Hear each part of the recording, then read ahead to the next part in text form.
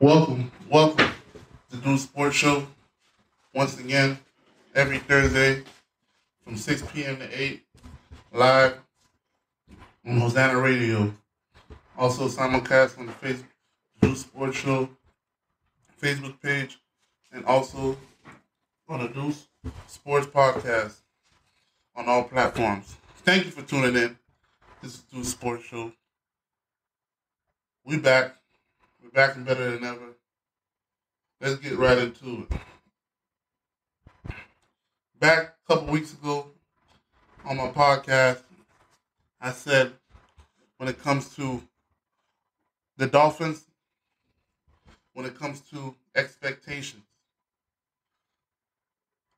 what I said was I want to get to a point where there is consistency. We have been too inconsistent throughout the years, right? And what I said was, I'm at a point where if we're going to be consistently good, let's be consistently good. But if we're going to be consistently bad, let's be consistently bad. I've said that on multiple occasions because I've gotten to the point where I'm tired of the inconsistency.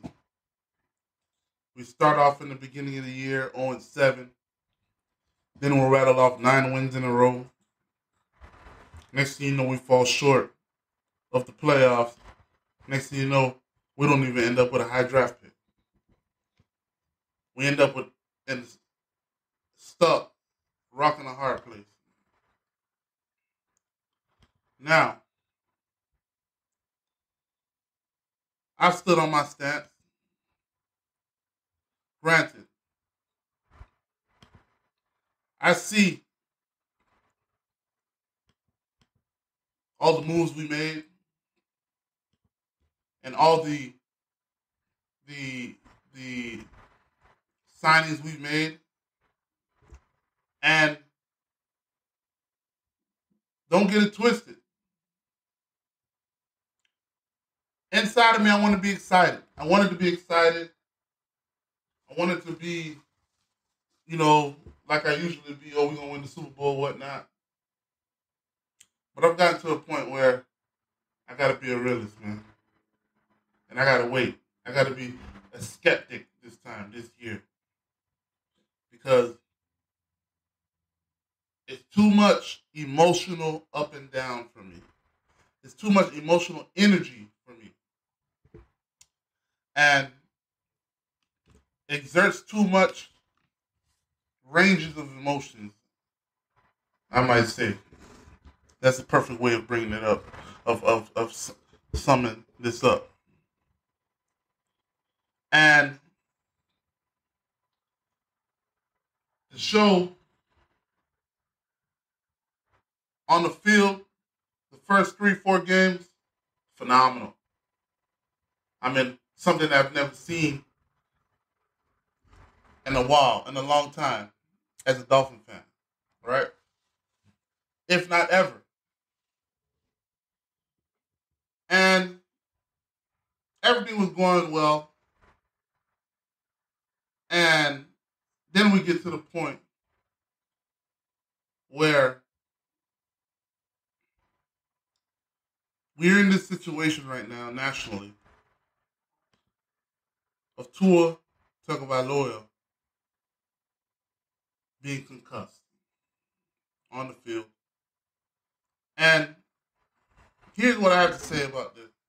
I've already said my insights on this. I delved into this situation on my podcast. You can check it out on Do Sports Podcast on Apple and on Spotify. But when I bring up I want consistency, what we're getting consistent of doing is being and a lot of drama. We're getting consistent with being part of scandal after scandal. That's what we're getting consistent of. And that wasn't the consistency I was talking about, man. That was not the consistency that I was talking about. We are getting consistent with being on the tabloids for mismanagement. We're getting consistent for being in the news for violation after violation. We are getting consistent with being on the wrong side of the news, man. That's what we're being consistent of. And I've gotten to a point where I don't like the credibility that the Dolphins have is at an all-time low. For example,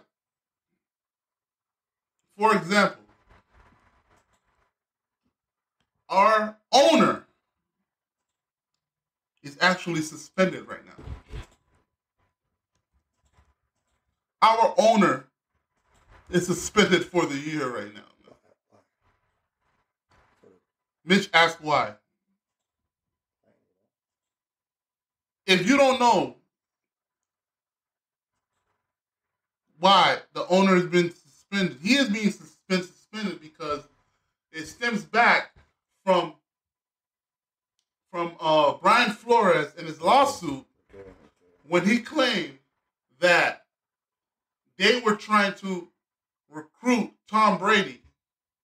They had a meeting with Tom Brady, and Brian Flores didn't want to meet up with Tom Brady. But when the NFL investigated, and they came to see that in the lawsuit of Brian Flores, there are things that came about to verify what Brian Flores said, which was true, that they were trying to recruit Tom Brady to Miami Dolphins illegally. Because of that, they suspended our owner and forfeited our first-round pick of this coming NFL draft. Thank God we still had another pick, first-round pick from San Francisco, but we were supposed to have 2 first-round picks this coming year. Now we're down to 1. I mean, let's just look at it. Our own owner is suspended right now. Why? Because there are things that are the way that they're running things right now is at a point where it's not as high of a standard as it should be. Now, here's the thing. I say this all the time. I had a conversation with somebody, and I was telling him I was encouraged by the fact that there's a will to win. I was encouraged by the fact that they're doing everything possible to try to win the game. I mean, trying to have a winning team, trying to be relevant. Okay, let's look at it like this: the New England Patriots. They've been in scandals. You got Spygate. You got Deflategate. You have all these scandals. But within these scandals, the reason why, in a way, it was worth it, they got Super Bowl rings out of it. We are involved in all these scandals in the Miami Dolphins organization. And we can't even win a playoff game. We doing all this, man. And we can't win a playoff game. I mean, what else? What else can I say about that? If you're gonna try to cut corners, if you're gonna try to go above and beyond, bend the rules, cross the line a little bit, to try to get some results, can you please make sure you get some results? That's all I'm saying. That is all I'm saying. Because now if you're not reaping any benefits with cutting corners, with bending the rules a little bit, what is the point of doing it? Now all we're doing is just getting in trouble for no reason. We're getting in trouble for attempting to try to do something, and we didn't even reap any benefits towards trying to bend the rules. It's like we have a cheat sheet to the test, and then you have the cheat sheet, and you get caught later after the fact that you used the cheat sheet, but then you didn't pass the test. How is that possible? How in the world that you're maneuvering, you're doing all these things to be relevant and to move forward and to become an elite organization, and there's no product, there's no product on the field, there's no evidence on the field, there's no results on the field. If you're gonna do all that, at least on the game day, at least during games, manage it to the point where you get results, man. And when it comes to Tua, NFLPA investigated and found mistakes were made with the evaluation of Tua Tagovailoa. But here's what I got to say about that. You seen the man hit his head, get up, wobbling. Why didn't anybody stop this man from going back in the game? That's where it all started right there. Forget everything else. Forget him coming back in. Forget all that.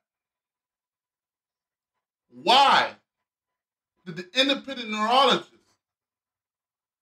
not keep him away from the game? It boggles me that this situation got to the point that it got to. Now, I was listening to First Take last week, and there was something that Bart Scott said that I was kind of surprised about, and I was intrigued about it. Right? I was like, oh, really? Right? Bart Scott said, in the beginning of the season, Bart Scott of the New York Jets, they used to play for New York Jets. He said, in the beginning of the season, they do a baseline test for the concussion protocol procedures and whatnot.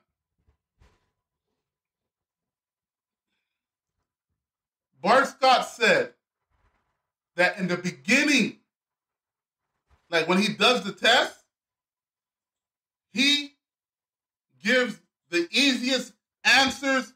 He makes sure he is not his performance in that base test is not pristine, he makes sure that his answers are not as clear as they should be, so that when he does end up with a concussion or whatnot, or when his bell gets rung when he's playing whatnot, and they put him through the concussion protocol to ask questions and whatnot, he does that in the beginning so that later on in the season, it'll be easier for him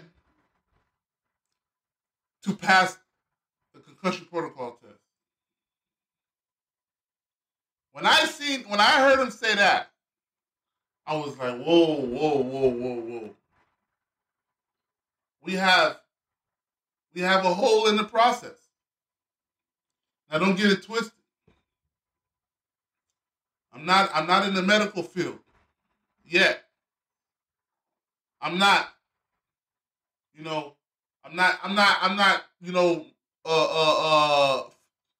familiar with these procedures medically and whatnot. But what I am sure of, that these tests are tests that are brought up from doctors with years and years and years of research. What I'm sure of is that there has to be multiple years of research before something can even be bring down to a point where it's administered as a evaluation process. So now, when Bart Scott says that on national television, that there's a way to game the system, there's a way to game the evaluation, right? Now, that shows me that Tua must have exercised one of these loopholes to get back on the field. But here's the thing. A lot of people blaming everybody, blaming this person, blaming that person, and whatnot. Okay. Like I said, players are always going to want to play. Period, point blank. But you're trying to tell me this was a story that was going on. This was a story that was going on for 4 days before he got back on that field on Thursday night. And not one person came up to Tua and questioned him and said, hey, you sure you going to go back out there on Thursday, bro? You sure you don't want to break, bro? Come on, man. Now, all I want is the organization to run the right way and win games, man. That's all I want.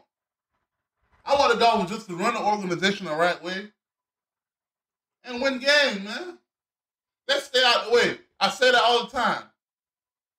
I say that all the time about my job and whatnot. I go in there, I just want to stay out the way, bro. I want to stay out the limelight. That's all. I just want to come in, do my money, get my money, and go home. Same thing with this organization. At this point, let's just stay out the way. Let's run the organization the way we need to run it. And let's put a product on the field to get us some W's. That's it, man. Let's get out this. We've been in the limelight for the more bad reasons than good. And whenever it's time for us to be in the limelight for a good reason, the national media is always reluctant to bring us up or give us any type of credit. So please, let's stay out the way. Now, when it comes to the Dolphins, this situation right here, man, when they let him back on that field, somebody messed up. And the minute he touched that field again, everybody knew, we messed up letting him back on that field. now that he's back on that field, we have to say that it was a back issue. Off rip, it was a back issue. Off rip. We have to stand by that. Now, if something happens in the next game, we have to say, oh, well, that was his first concussion. Because that's the only way. Now, with the NFLPA doing an investigation, and now investigating, and found that there were mistakes made, and fired one of the independent neurologists, they found somebody had to pay for it. Somebody had to be held responsible. But now, a lot of people saying, okay, I was at the gym the other day, and I was speaking to somebody that was like, does Tua come back and play? Or do they think Tua will come back and play? And I say, honestly, you got doctors saying Tua should never play in the NFL again. Right? You have other people, multiple doctors saying that he should never play again. You got other people saying you should come back and play. Think about the pressure this man having in his head right now. Think about the pressure. Think about the position this man is in right now. He already had bad injuries when he was in Alabama. Almost didn't even make it to the league because he had a hip issue. He's been here in the league 3 years. He's recouped at least close to $20 million. Do you walk away? Now, you have doctors. I don't know. Excuse me. I don't know if you remember Will Smith. He made a movie of a doctor who specializes in CTE and whatnot. And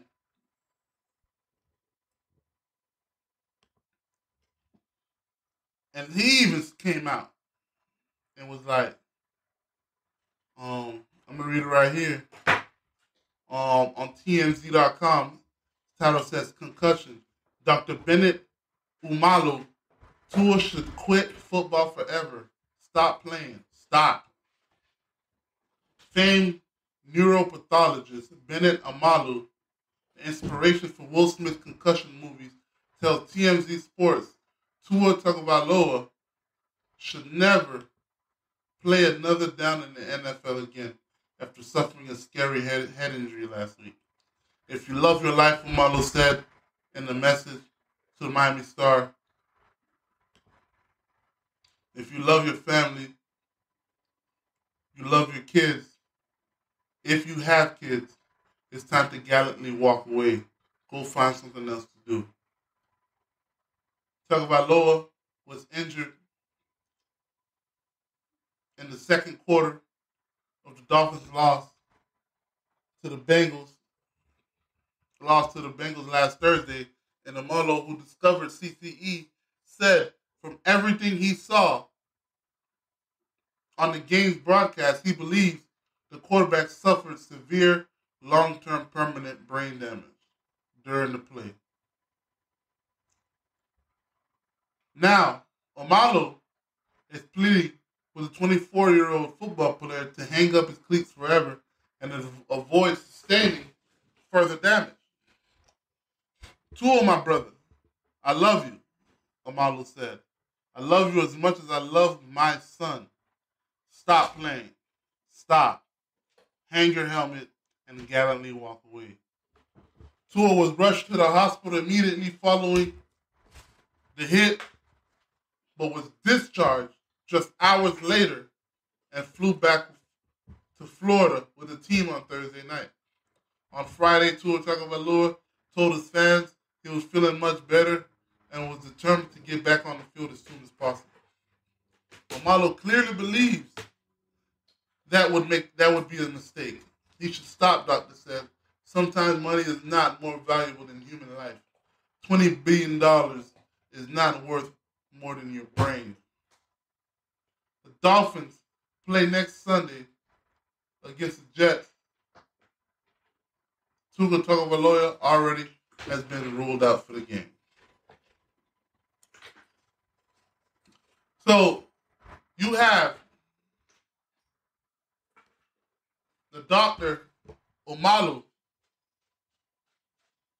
Bennett Umalu, saying that he should hang it up. Can you believe this? Like, we're really, all summer long, man. Tua this. Is Tua really going to make a leap? This, that, and the third, Tyreek Hill. The deep ball. This, that. 4 weeks in, Tua should give it up, retire. We lost our quarterback just like that. Just like that. It's a wrap.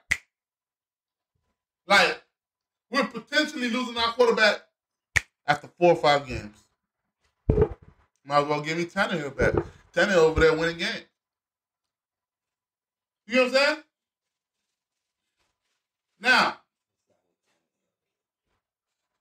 Now,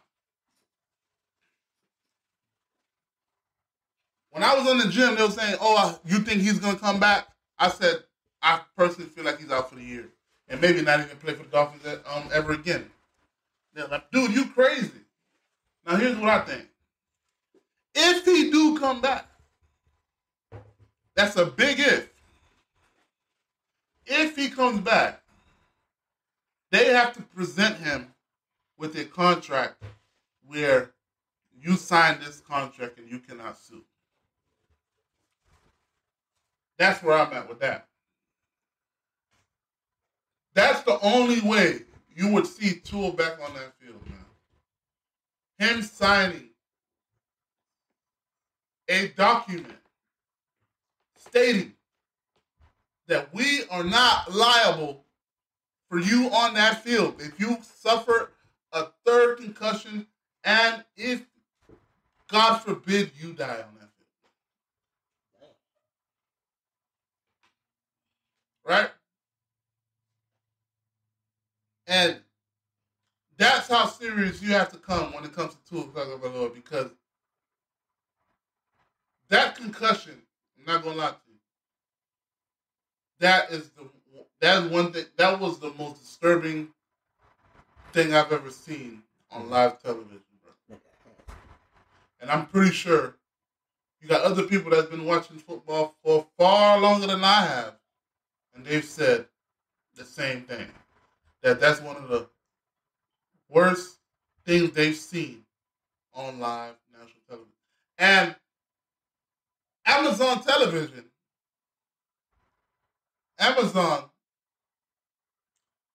their broadcast, I never seen something like NBC, ABC. I already know how it is. The minute it turned that way, they would have turned the cameras away. Mm-hmm. Amazon kept it live. They Amazon zoomed in that.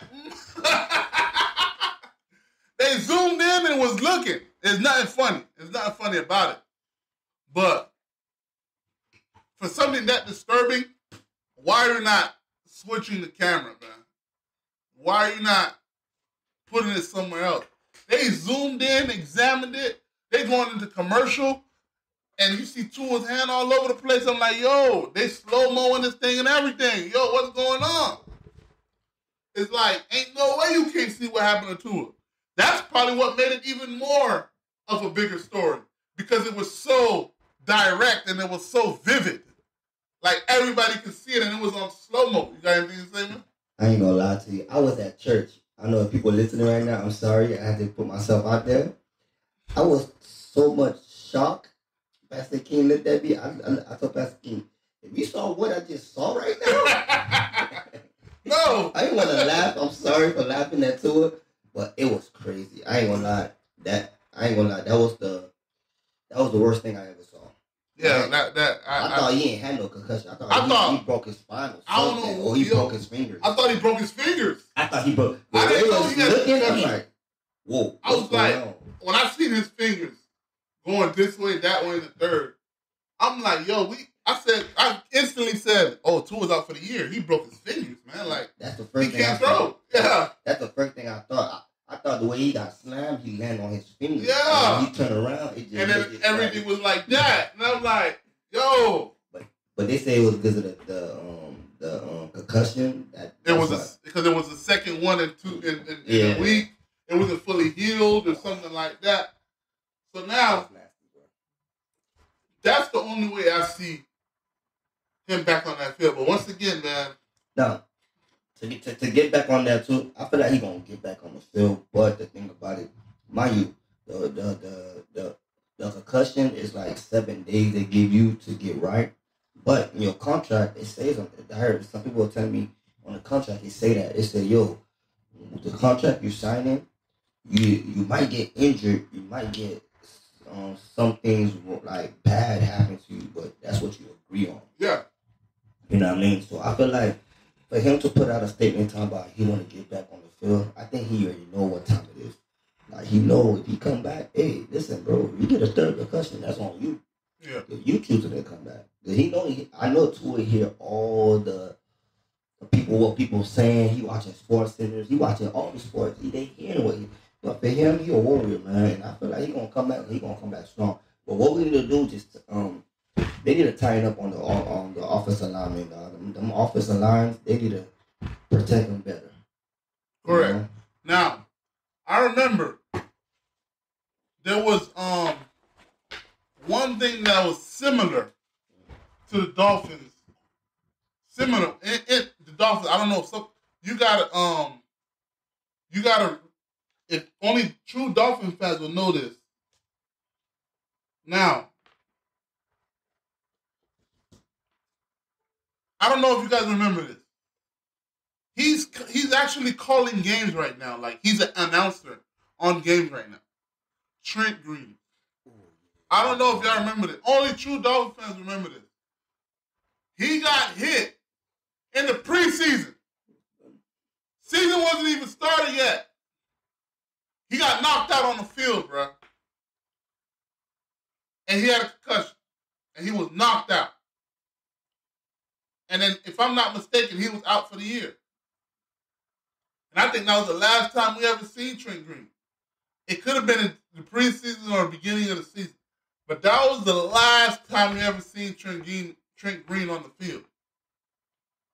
And I'm pretty sure somebody was like, okay, that's it. Trent, that's it, man. That's it. Because he was already having issues when it comes to concussions before. Mm-hmm. And then he was it. But thank God, I'm happy to see him. I always see him when he's doing it on CBS games, football games on Sundays. And he looks good. And I'm happy that he's out there. He's moved on with his life and he's doing good. But that's the only way I could see Tua back on that field is they give him a contract saying, listen, man, if you move forward and try to continue to play, you can't sue 10, 15, 20 years from now. That's on you. That's the only way I see him back on that field. Now, let's bring up the next quarterback. Right? A lot of people are skeptical of Teddy Bridgewater. I love him. Right? I love him. Now, I love Teddy Bridgewater. Let's bring this back to when he first started. First of all, Teddy Bridgewater. If you don't know, he's Teddy from the crib. Mm-hmm. Played at Northwestern, Miami Northwestern. came out, went to Louisville for college, got drafted first round, 32 overall to the Minnesota Vikings. Shots out to Teddy Bridgewater from the crib, Miami Northwestern Bull. So we're going to always represent on that. Shout out. But now, we got to also remember, when he got drafted to the Minnesota Vikings, his first rookie year, his rookie year? Mm-hmm. He won them 10 games and they made the playoffs. Teddy was here. Teddy was ready to go, man. Teddy was on his way to stardom. Mm-hmm. What happened? He had almost career-ending knee injury that had him out for almost 2 years, man. He came back by the grace of God, continued his career. Minnesota let go of him, but then he became a backup with the New York Jets. Then after the New York Jets, he became a backup with the New Orleans Saints. The best thing he ever did, playing for the Saints under Sean Payton. So we all remember when Drew Brees was out for 5 games, he stepped in there and won 5 in a row. The 5 games that he was playing before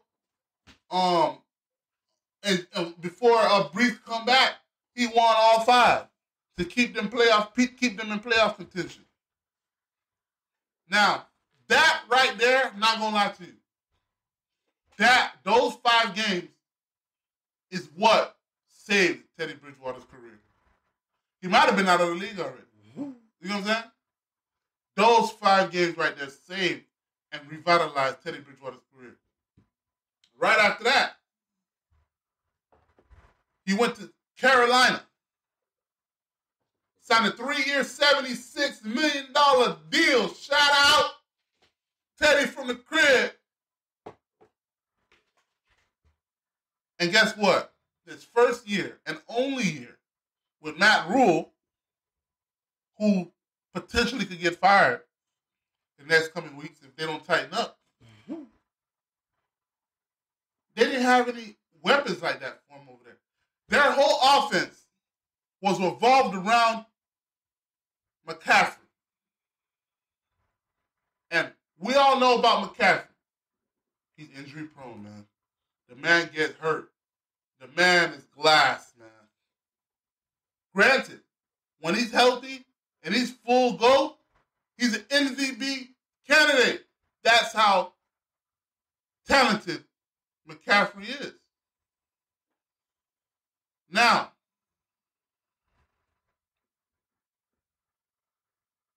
after that, once he was out for the year at the beginning of the season, they had to shift the offense back to Teddy Bridgewater, where the offense wasn't designed for Teddy. You had no playmakers.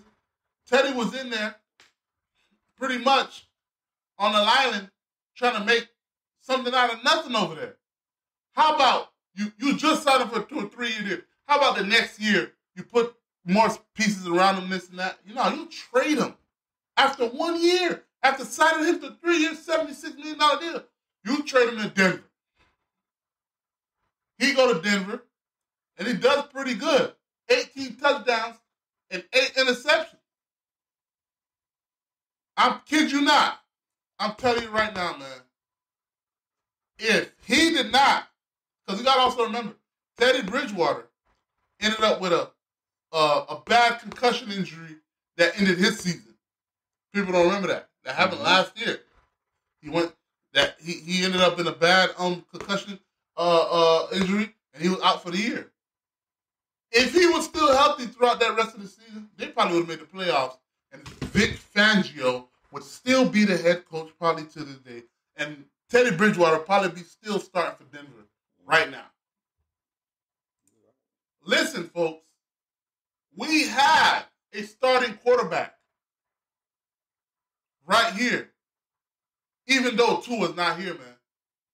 Teddy Bridgewater, I'm telling you this right now, he is the starting quarterback in his league. I believe in Teddy. Now, here's the thing.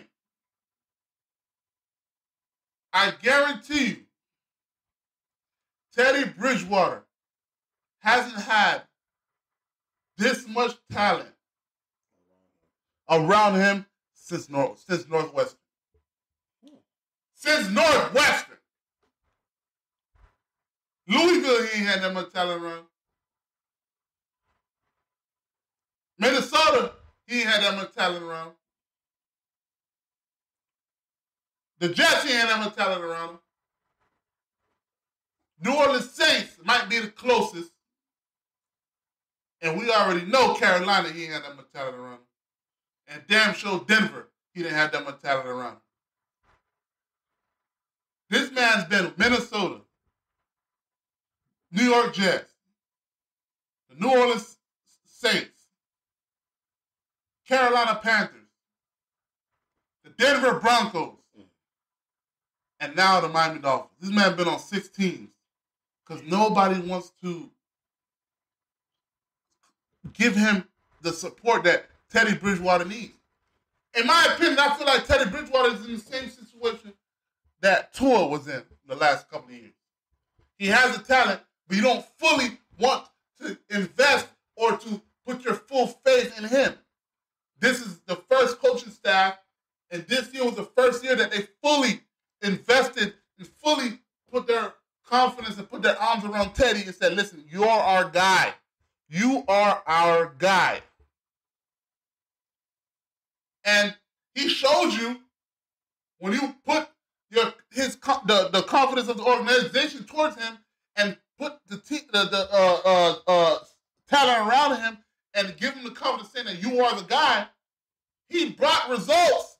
He was 3-1, he was 3-0, about to be 4-0. If he didn't get concussed. Because we all know in that game against Cincinnati, listen, man. Listen.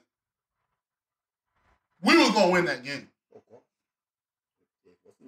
If it wasn't for him getting hurt, we was en route to take the lead. Bridgewater was Tua was humming.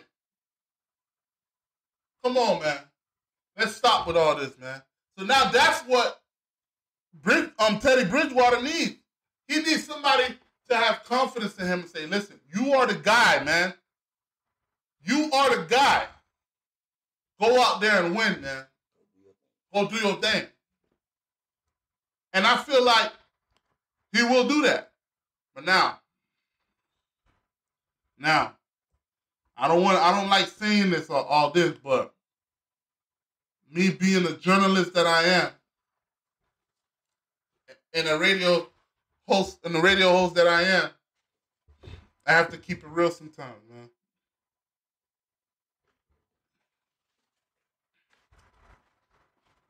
For Teddy Bridgewater, this is the most talent you've ever had in your career around you. If Teddy Bridgewater does not succeed with all this talent around him, this could be damaging to Teddy Bridgewater's career. He might not be able to ever be considered for a starting job again if he doesn't take this opportunity and run with it. I hate to do this to somebody from my backyard, but I have to keep it real. You have a plethora of talent around you. All you have to do is go out there and make the right play. That's all you got to do, man. Make the right play. You don't got to be spectacular. You don't got to be the superhero. You don't got to be Lamar Jackson. You don't got to be Josh Allen. You don't got to be Patrick Mahomes. You ain't got to be none of that. You just got to make the right play. That's it. That's it. That's it. You make the right play, and we're going to be all right. Why is that? I said that already. We have a top defense in the league. Top 5. Easily. The defense is going to keep us in games. The defense is going to keep us in games, man. But we just need you to make the right play. You make the right play, and we're going to be all right. Because you know what? Unfortunately, usually whenever a starting quarterback is knocked out and the backup quarterback comes in, usually the backup quarterback is now the guy and doesn't have to worry about anything until the starter comes back. Am I right? Mitch, am I right? Yeah, that's usually how it goes. These Dolphins have so much talent on this field this year that Tua is knocked out. Teddy Bridgewater is the backup. And he got another quarterback behind him that could potentially take his spot still. A third string quarterback that could potentially take the starting spot. That's how much talent we have on the field. Skylar Thompson. If you don't know, if you haven't been watching the preseason games, Skylar Thompson was tearing it up, man. People were saying, hey, I think he should be the starter. Maybe he should be the starter for this year. That's how much he was tearing it up. He was tearing it up so much in the preseason. They were supposed to cut him. They were expected to cut him, man. They had no intentions on him being on the roster. No intention. You could ask them. No intentions on this man being on the roster, man. Being on the roster. Now, here's the thing.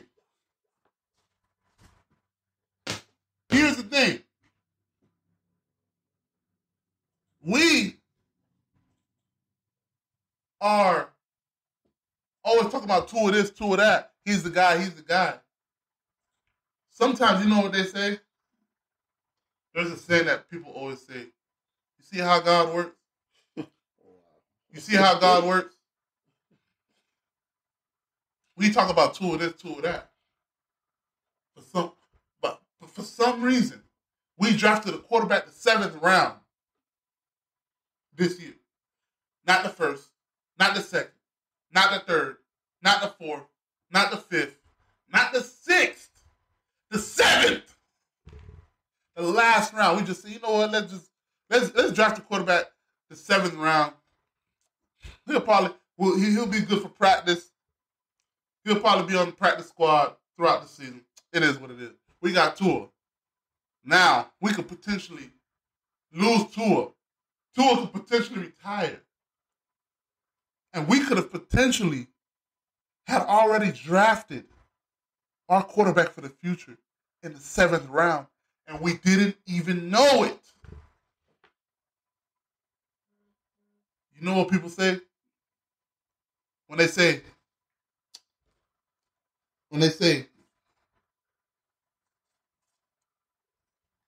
excuse me, when they say, look how God works. Look how God works, man. Skylar Thompson could potentially be the next quarterback. We don't know. But one thing about it, they're definitely going to give Teddy Bridgewater that first opportunity. Mm-hmm. Now, Teddy, you from the crib, bro. You got to do what you got to do, big dog. You got to do your job, bro. You have to do your job, dog. You do your job. You make the right play. And everything will be all right, bro. We have so much talent that all you need to do is make the right play. That's it. Just make the right play. So now, and he has a deep ball, as Mitch was saying. But before I go, I'm going to say this one more time, dog. The defensive tackle that slammed him. Everybody's saying, I was at the gym the other day, and they were saying, well, that's how they teach them now, because you can't hit them in the knees, and then you got to take them and wrap them. Oh, okay, you got a point there. But my thing is, when you wrap them so violently, the way you did, my only question is, it's not even about how you feel. It's would you have done Tom Brady that way? Would you have done Aaron Rodgers that way? Right? Another question. Why didn't he get an unnecessary roughness on that play? You did that on Tom Brady, that's unnecessary roughness. You did that on Aaron Rodgers, unnecessary roughness. You did that on Josh Allen, unnecessary roughness. You did that on Patrick Mahomes, unnecessary roughness. They're all looking at the ref. The ref's going to throw up the flag. No questions asked. But Tua, come on, man. Why you ain't, come on. Y'all got to protect everybody. It's not just the stars, man. There's 32 quarterbacks in this league. Not 4, not 5. But we're going to take a quick break, man. We're going to take a quick break. And just stay tuned. Just do sports show. And also on the sports podcast, I'm going to go on. This is part 1, going into part 2. So simulcast on Facebook Live, Hosanna Radio, and also you will have this podcast on Apple Podcasts and Spotify after the show. Thank you for tuning in. This is Do Sports Podcast, and we'll be right back. You are now listening to Hosanna Radio.